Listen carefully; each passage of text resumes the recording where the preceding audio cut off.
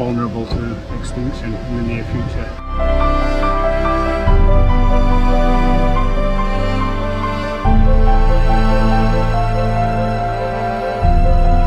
I'm Ian Singleton. I'm the director of the Sumatran Orangutan Conservation Program here in North Sumatra, Indonesia. We basically are engaged in everything we can to try and prevent the extinction of Sumatran orangutans. So since we've started in 2001, we've received over 380 illegal pet orangutans confiscated.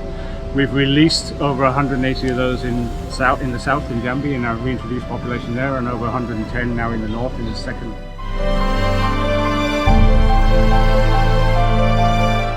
There's two big males and they're both blind, and they're blind because they were shot.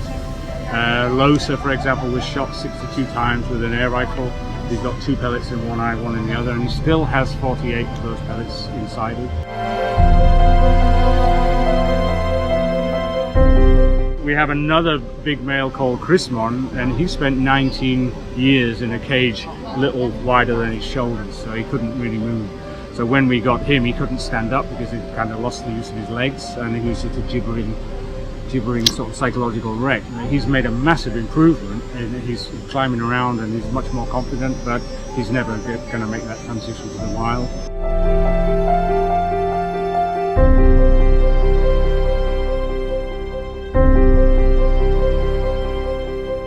The biggest threats to the orangutan populations is loss of their habitat. And in this region, most habitat is lost for the palm oil industry, conversion to palm oil plantations. Huge landscape scale plantations of tens of thousands of hectares. Your typical scenario is that a big company goes in and they've got a license for 20,000 hectares, so they destroy 20,000 hectares of forest and everything that lives in it.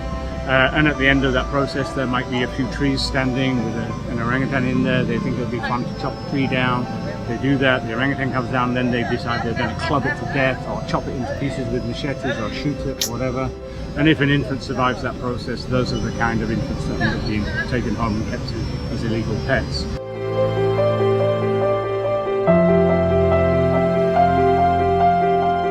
Palm oil itself goes into all sorts of commodities, foods, biscuits, it goes into soaps and detergents, and it goes into like cosmetics and lipstick, things like that.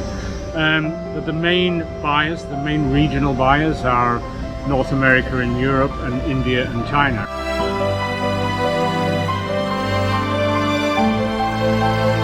But the problem is that the elephants and the rhinos especially, and also the tigers and orangutans, we don't have that much time. We can't wait that long. We need to change things now or we will lose these species.